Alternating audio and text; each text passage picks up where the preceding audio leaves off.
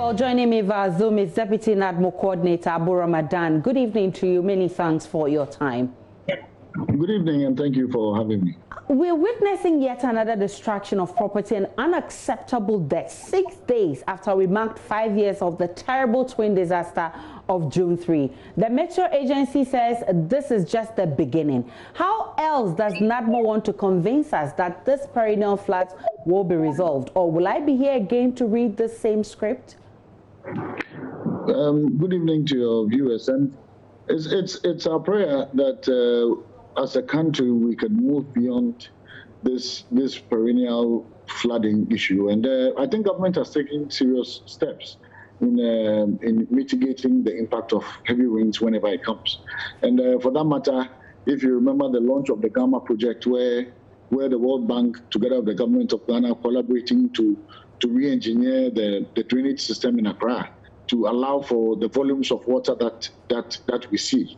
And just for a reminder, this is not that this year. I would say this is about the third time we've had this magnitude of rain, and it's just unfortunate that this has impacted heavily, because now the ground is filled with water, and our attitudes as a people have not changed entirely.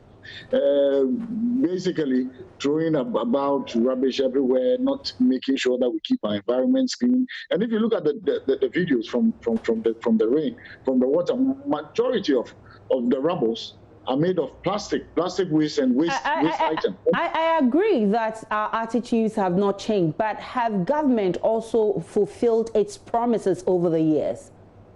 We are in the process. If you notice around the Malam Junction, the impact of the rain has been minimized. The flooding situation at Malam Junction minimized drastically because of the reconstruction of that section of the drain. And it is similar around the Carnation area, where there was a reconstruction of the drain and expansion of the outlets of it. And under the Gamma project, we're going to see much more of such projects to be undertaken. And for that matter, it's a gradual process. As an organization, all we can do is to make sure that people are sensitized properly. And as your reporter said, Kojo Yankson said, to some people it is normal life, because in most cases we have a problem of area flooding. And let's not confuse the two. We have a problem of area flooding where after the heavy rains, by virtue of choke drains and all of that, and the exit point being narrowed, so it takes about 10-15 minutes for the water to run out. And in such situations, there's very little we can do as an organization but to wait for the water to subside, then now move into the community. Odorna, for instance, Odorna has been one of the epicenters anytime there is rain, heavy downpour. What have you done, apart from what we already know, to ensure that we curtail some of these? There has been a lot of sensitization, and as much as possible, we've educated the people enough. We've sent our men, and in almost every day. This rain, for instance, yesterday's incident, as early as 2:15 a.m., our men were already at Odorna, pre-positioned already to help rescue people when the floodings comes. I'm curious to know, Mr. Ramadan, what's the extent of wreckage from this rain? Assessment is being done. We're hoping by first thing tomorrow morning we would have a full report ready for us to understand the real impact of the rain. And also search is also underway for the missing person who was washed away in the kiosk. And we are still searching for the body of that person.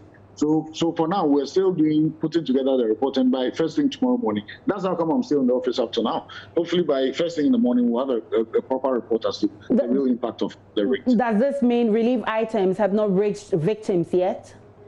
You see, it's a little difficult if immediately after the rains we're rushing to send relief items when we really don't understand the nature of the needs of the people. Probably some affected victims don't even need food items. All they need is a blanket or mosquito coil or mosquito net. I go give you food item. I'm not giving you what you need.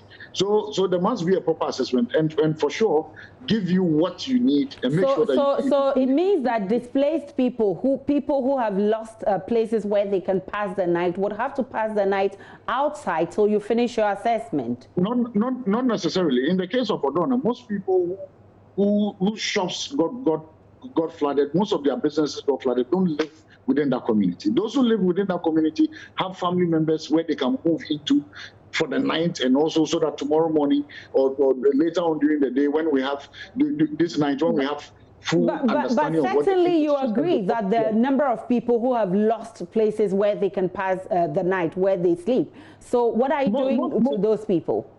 Most of those affected people probably are those who are homeless already, people who don't have proper homes to stay. And those ones, makeshift structures are being quickly, as I talk to you now, the municipal director is on the field looking at what way to provide those people with a sleeping place tonight, so that whatever action needs to be taken will be taken. So how soon will relief items get to the people who need it? As soon as we understand the needs of the people. How soon? But for now, how long will it take you? Come again. How long will it take you to do the assessment? I can tell you before morning, some relief items would get to affected persons. I'm grateful for your time. Abu Ramadan is the Deputy Coordinator of NADMO. Now.